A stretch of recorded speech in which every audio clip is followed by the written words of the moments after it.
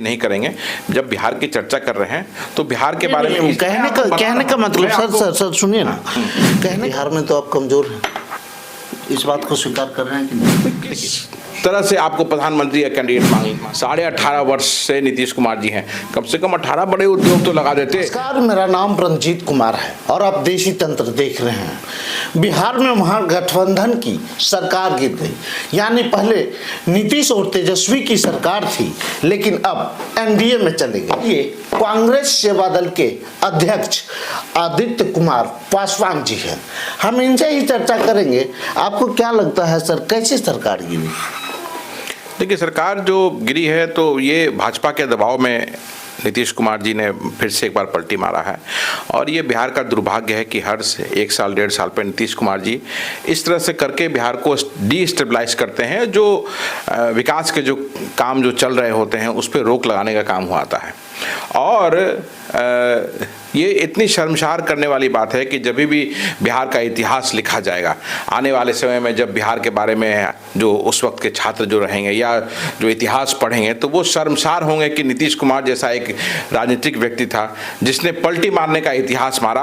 और बिहार में जो विकास के कार्यक्रम चल रहे थे, जो समाजवाद की धारा महागठबंधन की सरकार ने शुरू किया था, जो पिछड़ों को न्याय दिलाने के लिए जो आरक्षण का दायरा बढ़ाया गया था, जो बेरोजगारों को जो नौकरियां दी जा रही थी, उस पर ब्रेक लगाने का काम नीतीश कुमार जी भाजपा के साथ मिलकर किए हैं। और जो सरकार गिरी है, ये सरकार इसलिए गिरी है कि नीतीश कुमार जी को डर था कि, मैं विस्तार से चलूं इस पर, कोई दिक्कत नहीं। आप याद कीजिए कि जो इंडिया अलायंस का जो गठबंधन हुआ उसमें नीतीश जी की अहम भूमिका रही थी।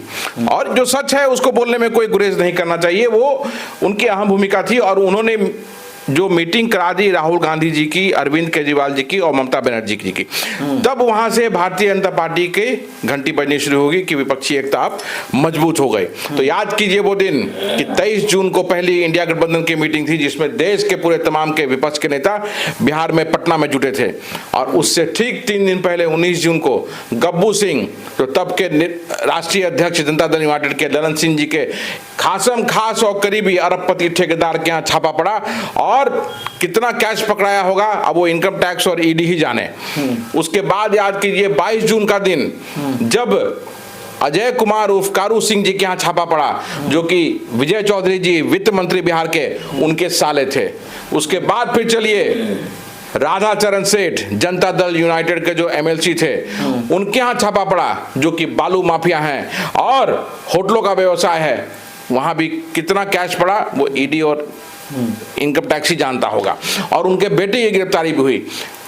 और उनके यहाँ से एक लाल डायरी बरामद हुई जिसके बारे में चर्चा होने लगा कि उसमें सारा ट्रांजैक्शन है, कहाँ कहाँ पैसा जाता है। और उसके बाद अक्टूबर नवंबर का महीने को पूरे बिहार की जनता याद करे कि नीतीश कुमार जी का फिर कैसे बयान बदलना शुरू हो गया कि गठबंधन में सब सही नहीं चल रहा है। और वो वहां से प्लॉट बनाया उन्होंने, क्योंकि उन्हें डर था कि ईडी सीबीआई अगर वो लाल डायरी अगर चली आई और भारतीय जनता पार्टी के अगर साथ नहीं गए वो, तो जनता दल यूनाइटेड पे जो दाग नहीं लगा था भ्रष्टाचार का, नीतीश कुमार जी पे जो भ्रष्टाचार नहीं लगा था, वो पूरा ऊपर से नीचे वो दागदार हो जाते। सर, आपने एक बात कही कि जो सीबीआई यानी कि ईडी को लेकर, एक बात हमें ये बताइए, यही ईडी पहले भी अटैक कर सकती थी, लेकिन महागठबंधन का जब अलायंस बना, इंडी अलायंस बनने के बाद, उसके बाद सब चीज हो गया, उसके बाद ईडी का छापा पड़ता है। ये पहले भी आ सकती थी। ऐसा तो नहीं है कि नीतीश कुमार को प्रधानमंत्री बनने का शौक था जिसके कारण वो प्रधानमंत्री पद के दावेदार, कुशल दावेदार नहीं हो पा रहे थे, इसीलिए इन्होंने पल्ला बदल लिया? नहीं, देखिए, वो प्रधानमंत्री के दावेदार कभी भी इधर नहीं थे, उन्हें संयोजक बनाया जा रहा था। तो ये सब उनके दल के द्वारा ही फैलाया हुआ चीज़ था कि नीतीश कुमार जी प्रधानमंत्री मटेरियल हैं। अगर नीतीश कुमार जी प्रधानमंत्री मटेरियल रहते प्रधानमंत्री के, तो सबसे पहले बिहार को विकासशील इतना बनाते कि यहाँ के बच्चों का पलायन नहीं करना पड़ता। बच्चों को बिहार को इतना विकास कर देते कि यहाँ पे औद्योगिकरण इतना होता कि बिहार में पिछड़ा नहीं अगला राज्य हुआ था। तो कहाँ उन्होंने किया? बिल्कुल, जब हम सरकार में थे हम उनकी तारीफ करते थे कि लोक जो नीति होती है, लोक परक नीति होती है, लोक कल्याण की जो नीति है, उस पर वहाँ बिहार में जरूर काम हुआ है। आपके कहने का मतलब है कि जो व्यक्ति अपने स्टेट को बेहतर करे वो प्रधानमंत्री के प्रबल दावेदार है। 18.5 वर्ष से नीतीश कुमार जी यहाँ की सत्ता पे काबिज हैं और डेफिनेटली बिहार में काम हुआ है, इसमें कोई दो राय नहीं है। लोक कल्याण की नीतियां बनी हैं, बहुत सारे ऐसे कार्यक्रम चले हैं जो पिछड़ों के लिए हैं, गरीबों के लिए हैं, वंचितों के लिए हैं, सवर्णों के लिए हैं, वो हुए हैं और सफलता से भी हुए हैं। लेकिन इतने लंबे कार्यकाल में जो बिहार का विकास होना चाहिए था, क्या वो हो पाया? आज जाके देख, आप बिहार के जितने बच्चे हैं जो पढ़ाई कर लेते हैं और जो रोजगार की तलाश में रहते हैं, उन्हें पलायन करके दूसरे राज्यों में जाके काम करना पड़ता है। उसके बाद आप औद्योगिकरण की स्थिति देखिए, 18.5 वर्ष से नीतीश कुमार जी हैं, कम से कम 18 बड़े उद्योग तो लगा देते। औद्योगिकरण अगर स्टेट का नहीं होगा तो राज्य आपका चलेगा कैसे? लोक कल्याण की नीति और औद्योगिकरण दो ऐसे पहिए हैं जिससे कि राज्य चलता है।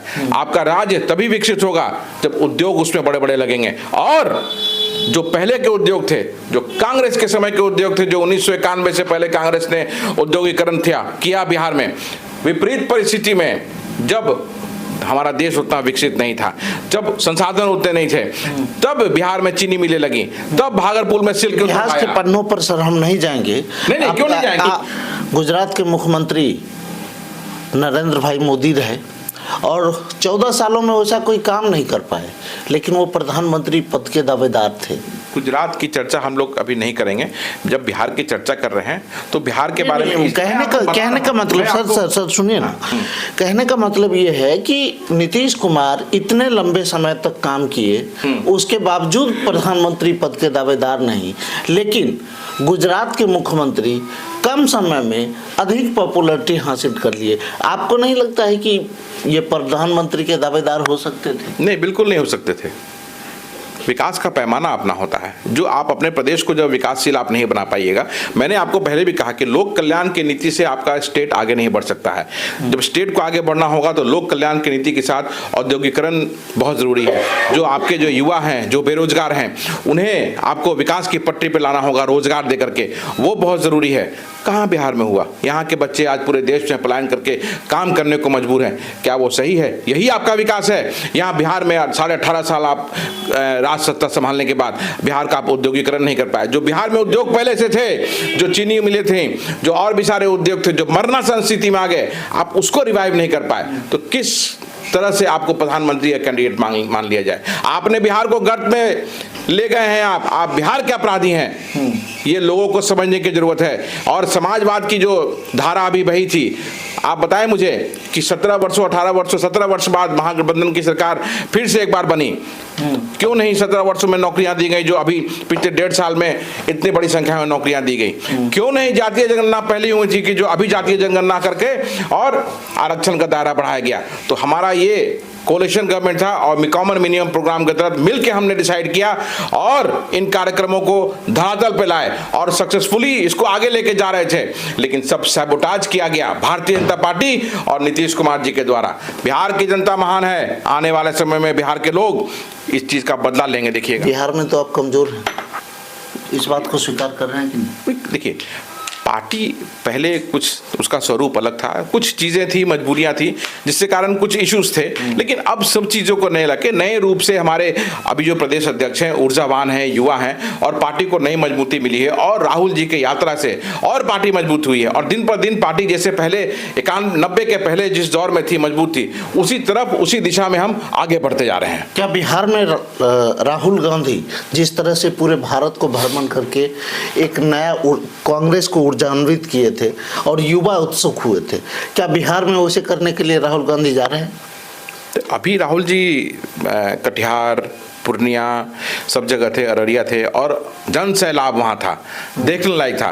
तो अब बिहार के लोगों ने सारे दलों को देख लिया। लेकिन बिहार का जो विकास हुआ था, विपरीत परिस्थितियों में जो विकास हुआ था 1991 के पहले, उस दौर को लोगों को जानना होगा। आज के युवाओं को जानना होगा, पढ़ना होगा 1991 के पहले जो सरकार थी, किस तरह से बिहार में विकास हुआ। हमारा बिहार हमेशा से फेमस, आप चाहे उद्योग का मामला हो, हम आगे हुआ करते थे। शिक्षा का मामला हो, पूरे देश में हम जाने जाते थे शिक्षा के लिए। संघ लोक सेवा आयोग में बिहार ने हमेशा परचम लहराया है, ये मुझे बोलने की जरूरत नहीं है। आज भी बिहारी छात्र इतना प्रतिभावान होते हैं कि अगर उन्हें सब सुविधा मिले तो फिर से वो परचम लहराना शुरू कर देंगे। मेरा अंतिम सवाल है सर, 2024 को आप कैसे देखते हैं?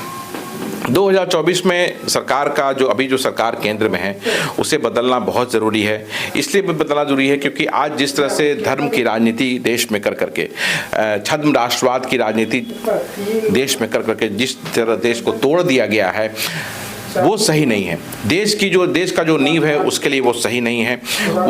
हमारा देश हम किस लिए जाना जाते हैं? विविधता में एकता के लिए जाने जाते हैं और उस विविधता को वो अलग अलग बिल्कुल कर दिया रहा है। एकता नहीं रह रही है। धर्म के नाम पे हम अलग अलग बांट दिया गया, वोट के लिए बांट दिया गया, छद्म राष्ट्रवाद के लिए हमें बांट दिया गया। तो इस सरकार को जाना बहुत जरूरी है और ये वही लोग हैं जिन्होंने वर्षों तक हमारा शोषण किया।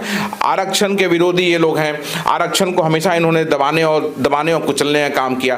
तो मेरे हिसाब से अगर मेरी राय आप लेंगे तो इस सरकार का जाना बहुत जरूरी है। और कांग्रेस ही वो पार्टी है जो पूरे देश को साथ लेके चलते रही है और कांग्रेस के राज्य में चहुमुखी विकास जो हुआ है वो देखने लायक रहा है। तो अगर मेरी राय आप ले रहे हैं तो फिर से कांग्रेस की सरकार होनी बहुत जरूरी है। तो ये आदित्य कुमार पासवान हैं जिन्हें आप सुन रहे थे। तब तक के लिए देखते रहिए देशी तंत्र न्यूज।